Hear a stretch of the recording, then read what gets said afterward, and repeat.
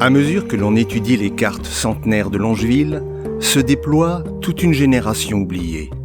Nos anciens, leur vie, leurs joies et leurs chagrins. Des milliers d'histoires, toutes différentes. Des milliers de récits, chacun unique, tissés dans le fil du temps.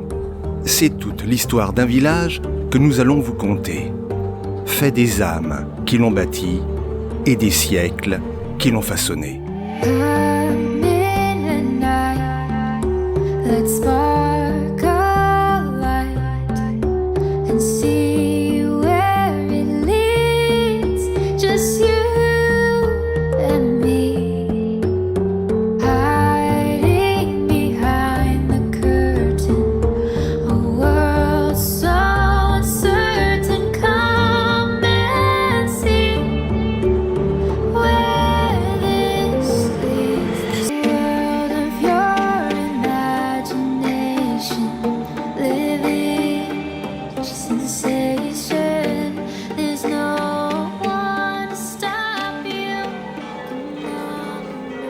Dans l'ombre de ces pierres, notre vieille église porte le poids des siècles.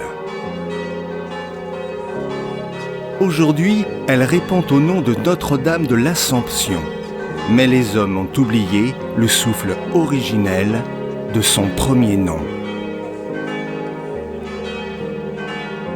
Au gré des époques, les noms se métamorphosent portés par le souffle du temps. Ainsi, en 1983, Longeville a pris le doux murmure des vagues pour devenir Longeville-sur-Mer.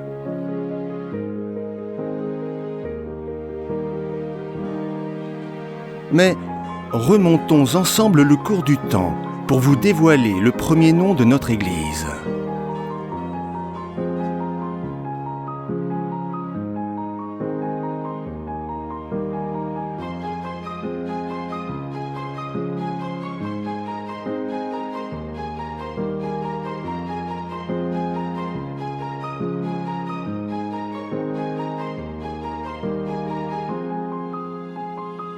Gardienne discrète de l'histoire des hommes, elle a accompagné les pas de ses fidèles à travers les siècles. Au XIIe siècle, notre village répondait au nom de Longueville. Et celui de son église chantait comme une prière, Sainte Marie de Longeville.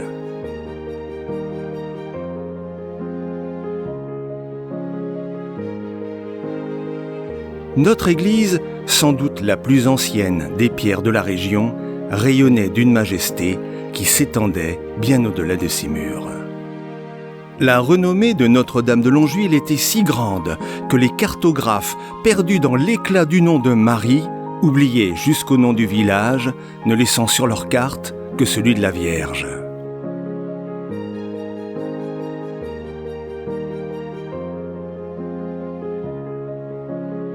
Ce n'est que bien plus tard que le nom de Longueville vint se glisser tout doucement à côté de son sanctuaire.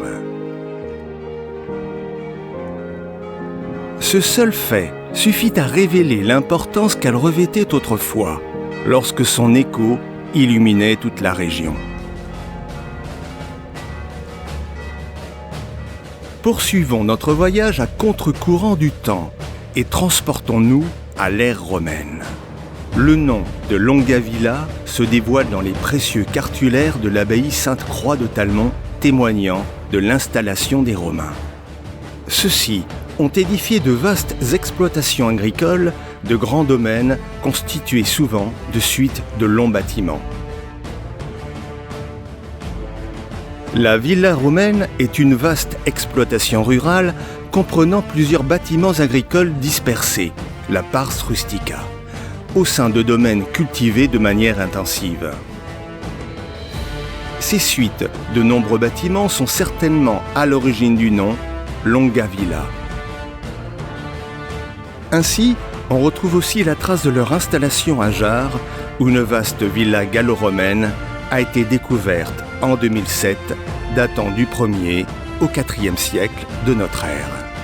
Ces domaines accueillaient parfois plusieurs centaines d'habitants, esclaves ou ouvriers pour travailler la terre et entretenaient un commerce actif avec les villes. L'essentiel de la production agricole, destinée au marché urbain, était dominé par les céréales, comme le blé, l'orge ou l'avoine.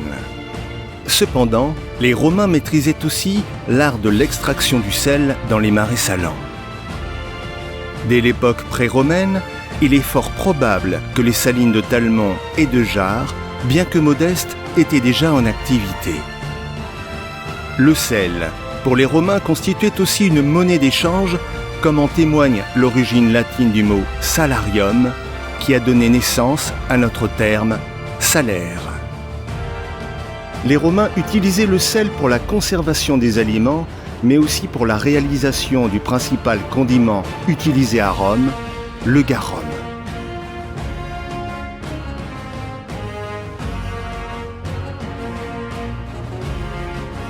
Les cartes de Claude Masse du XVIIe siècle et celles de Cassini du XVIIIe attestent non seulement de la présence de marais salants à Talmont et à Jars, mais également à La Tranche et à Saint-Michel-en-Lerme, bien que ceux-ci étaient probablement inactifs à cette époque.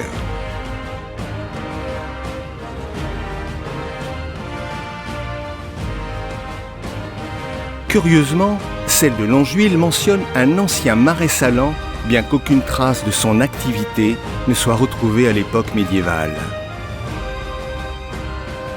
Il est envisageable que de très anciens marais salants y aient été implantés. Comme les villas romaines, ensevelies sous les sables ou la vase, les dunes mouvantes auraient pu effacer toute trace de ces installations. Mais le paysage et le littoral d'alors ressemblaient-ils à celui d'aujourd'hui ? Découvrons leur incroyable métamorphose à travers les siècles.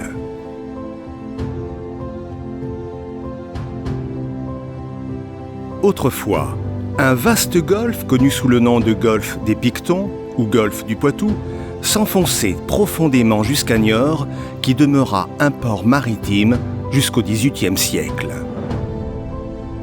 Longeville se situait à l'entrée nord de ce golfe. De forme triangulaire, sa profondeur était d'environ 60 km et sa façade atlantique de 35. Au nord, les villages bordant la côte comprenaient Longeville, Angles, Mauric, Saint-Benoît, Saint-Denis-du-Perret, Chanay, Luçon, Nallier, Benoît, Fontenay-le-Comte.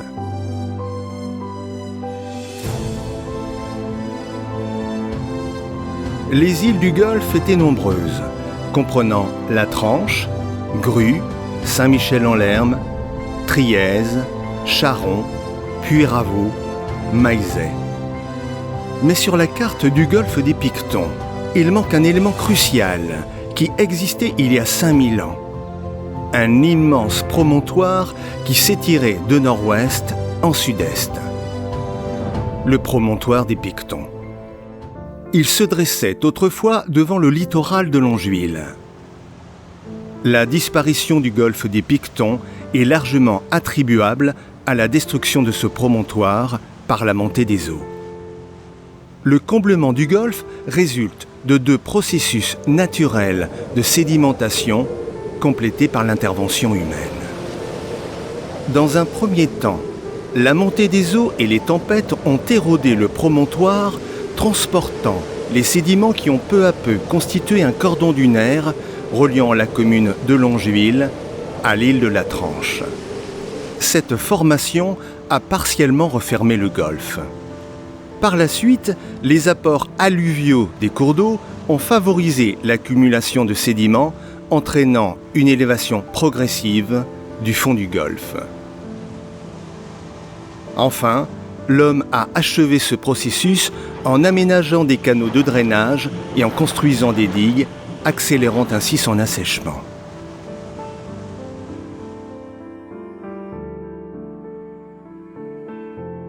À l'époque où la mer arrivait presque au pied de l'église Sainte-Marie de Longeville, Les hameaux de la Saligotière et des Conches n'existaient pas. Le comblement de cette zone débuta par l'accumulation de sédiments marins issus de l'érosion du promontoire. La quantité gigantesque de sable accumulé entre le Bouille et le Groin constitua une vaste dune reliant le rocher de Longeville à l'île de la Tranche et a joué un rôle déterminant dans la fermeture progressive du golfe. Enfin, le comblement grâce aux alluvions d'origine fluviale venant des rivières proches, Troussepoil et du Lay, ont progressivement colmaté cette zone qui allait former les marais de Longeville. C'est au Moyen Âge que les premiers habitants commencèrent à peupler les hameaux de la Saligotière et des Conches.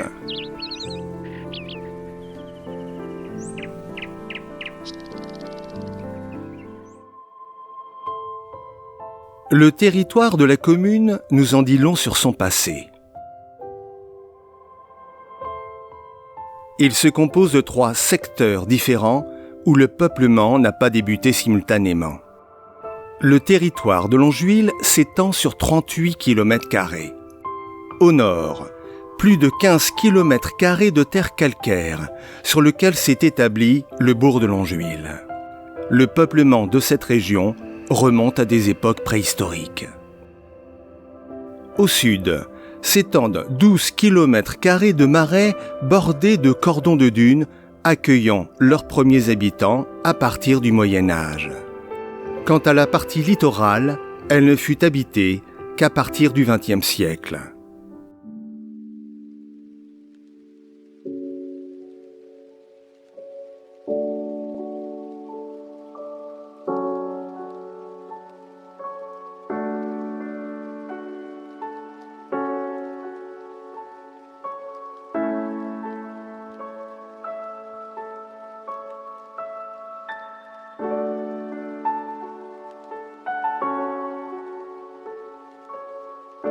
Jadis, le sable côtier envahissait les habitations, les cultures et rendait les routes impraticables, comme l'avait signalé l'ingénieur Claude Masse au XVIIIe siècle.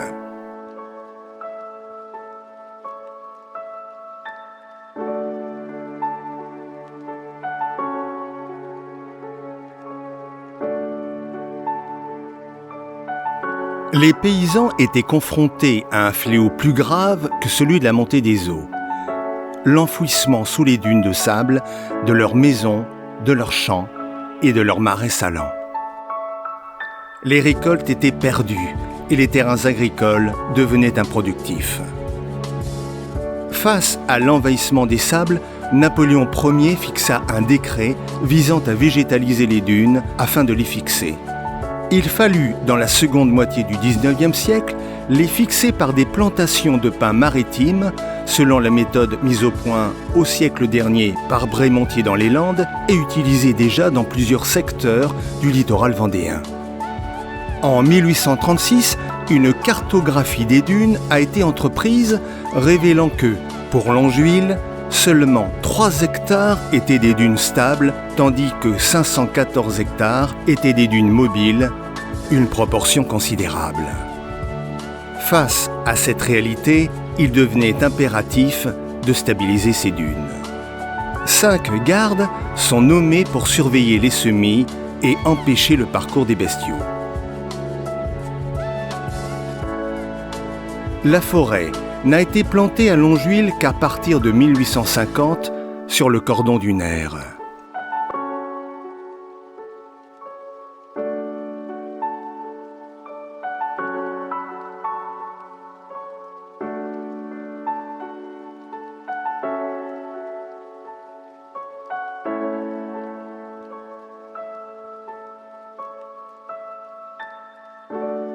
Actuellement, la forêt de Longeville s'étend sur 600 hectares.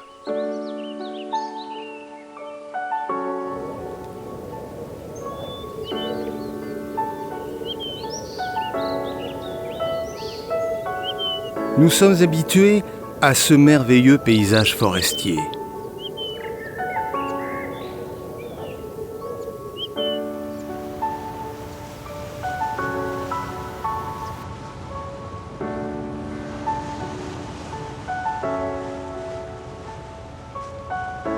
cette chance contraste avec la réalité plus large du département de la Vendée, qui demeure l'un des moins boisés de France.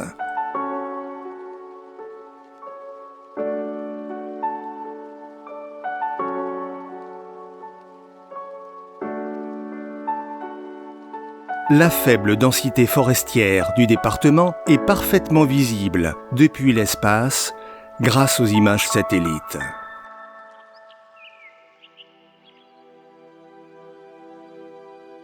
Autrefois, l'État détenait la totalité du littoral sur une grande étendue, privant ainsi la commune de Longeville de la possibilité de développer une activité balnéaire. Ce n'est qu'en 1907 que l'administration des eaux et forêts accepta de céder un terrain de 5 hectares comprenant des dunes en bordure de l'océan sur 300 mètres au bout d'un long chemin de sable peu praticable partant de la route de la Tranche. Cette concession permit la création d'un petit quartier de villégiature qui fut initialement nommé Longeville-Plage, mais qui prit plus tard le nom du Rocher suite à l'aménagement d'autres stations balnéaires dans la région, comme le Bouilh et les Conches. Après la Première Guerre mondiale, le chemin de sable menant à la mer fut amélioré en étant empierré. Initialement appelé l'avenue de la Plage, ou parfois avenue de la Mer, il fut rebaptisé avenue du Docteur Matevé en hommage à un médecin local. En 1914, la plage comptait une quinzaine de villas, parmi lesquelles figuraient des établissements tels que l'Hôtel Saint-Sauveur,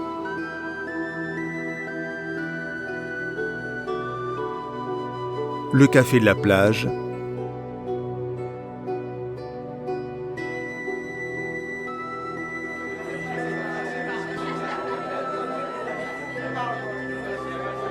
l'Hôtel du Rocher,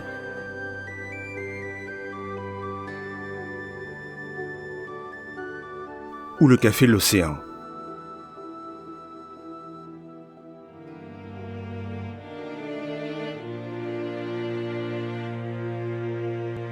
Autrefois, les paysans ramassaient le goémon pour l'utiliser comme engrais naturel, enrichissant ainsi les sols. Cette pratique était strictement réglementée par la loi. Le garde champêtre annonçait les journées dédiées à la récolte. La maison forestière avait un rôle essentiel. Les gardes forestiers étaient responsables de l'entretien de l'immense forêt domaniale et supervisaient la plantation des pins maritimes en utilisant les graines extraites des pommes de pin séchées. Le Café de la Plage illustre de manière saisissante les modifications qui ont marqué l'évolution de plusieurs établissements de Longeville. Initialement destiné aux habitants du village, il s'est adapté à la transformation de la localité en station balnéaire pour les touristes, devenant ainsi un hôtel-restaurant. Par la suite, il fut reconverti en résidence comprenant plusieurs appartements.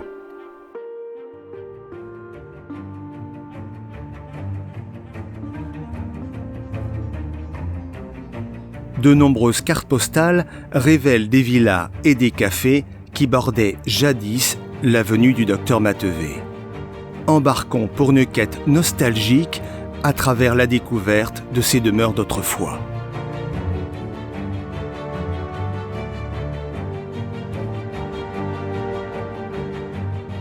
Pendant des siècles, la commune de Longeville a vécu en retrait de l'océan, sa population majoritairement agricole tirant l'essentiel de ses ressources de la terre. Ainsi, l'actuelle avenue du Docteur Matevé, autrefois connue sous le nom d'avenue de la Plage, n'était à l'origine qu'un modeste coupe-feu. Cependant, à mesure que Longeville embrassait sa vocation de station balnéaire, cette artère menant à la mer a connu de profondes transformations, témoignant de l'évolution de la commune vers une nouvelle identité.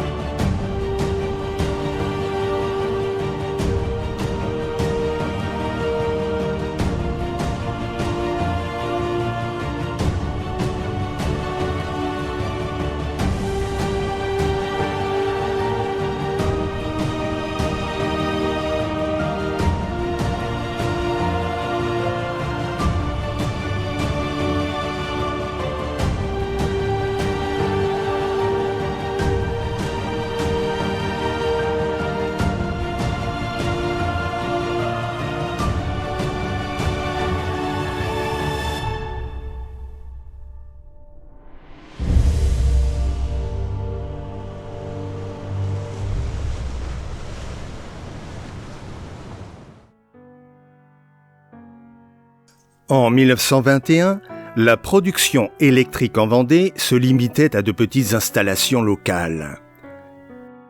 Devenues obsolètes, les anciennes installations cédèrent leur place à la centrale au charbon de Faix-Moreau, qui marqua un tournant majeur en devenant la première infrastructure d'envergure exploitée par la société Énergie électrique de l'ouest de la France. La centrale thermique de Faix-Moreau fut alors mise en service pour alimenter la région en énergie.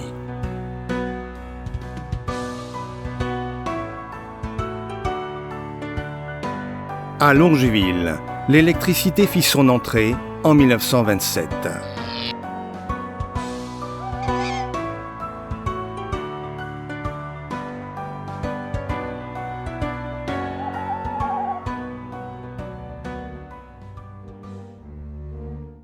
L'arrivée du chemin de fer à Longeville en 1930 marque un tournant majeur pour le village.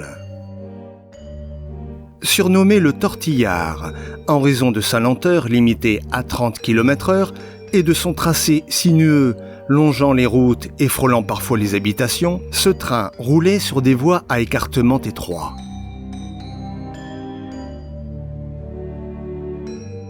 Le tracé Les Sables-d'Olonne-Luçon desservait notamment Talmont, Jars, Saint-Vincent-sur-Jars, Longeville, Angles, Mauric, Grue, Saint-Denis-du-Perret, Léroux, Chanay et Beugnier-l'Abbé. Conçues pour être installées à moindre frais le long des routes, ces infrastructures semblaient parfaitement adaptées à un trafic forcément modeste. Une vue rapprochée détaillée permet de mieux saisir le tracé précis de la ligne et les propriétés concernées par son parcours.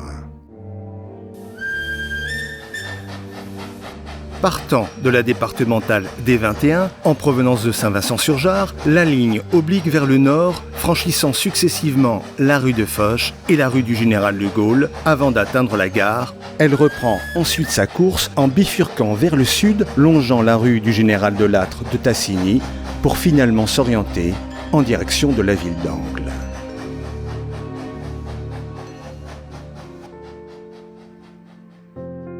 Mais la concurrence des autobus vendéens, l'explosion du parc automobile et la faible rentabilité du transport ferroviaire ont conduit à l'arrêt de l'exploitation des tramways de Vendée.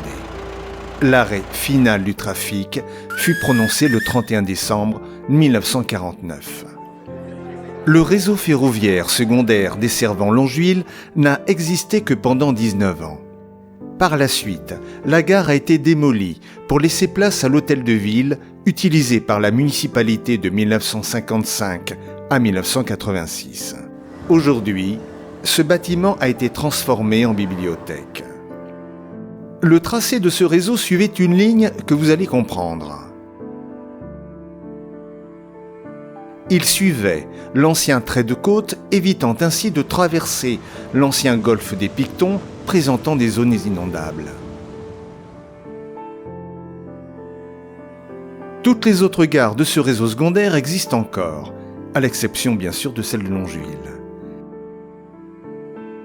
Chez nos voisins proches, les jeunes générations peuvent découvrir la gare de Saint-Vincent-sur-Jars, jumelle de celle de Longeville. Rénovée, elle accueille aujourd'hui la bibliothèque municipale.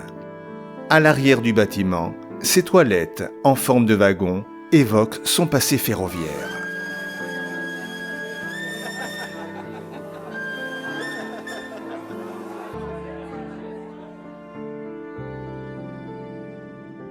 En moins d'un siècle, notre commune s'est profondément métamorphosée. Sous l'impulsion d'un remembrement inéluctable et d'une urbanisation accélérée, ces paysages ont été remodelés de façon spectaculaire. Prenons un moment pour contempler ces transformations sculptées par le passage du temps.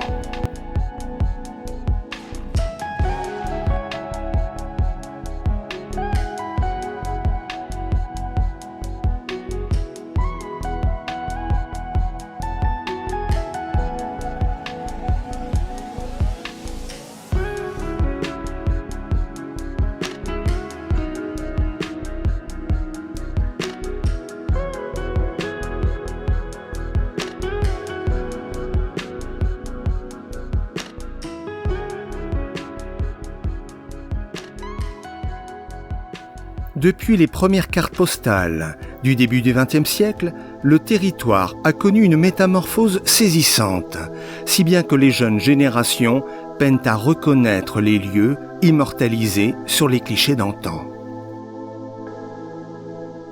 Laissons vagabonder notre esprit pour retrouver ces mêmes paysages là où passé et présent se croisent.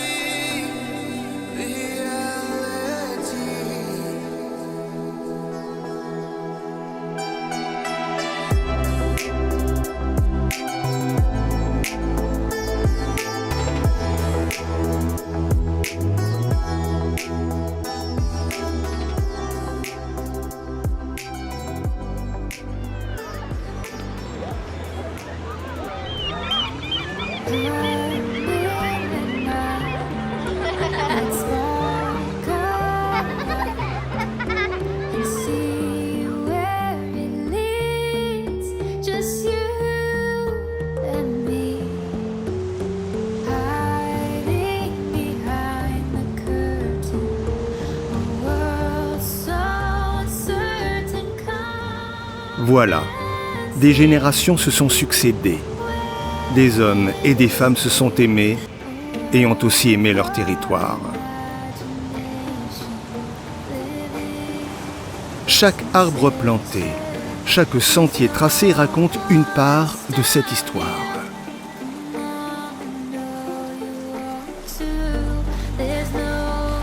Les générations passées y ont semé leurs rêves et y ont inscrit leur mémoire.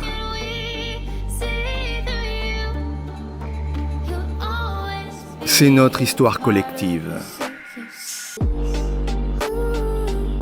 C'est notre héritage.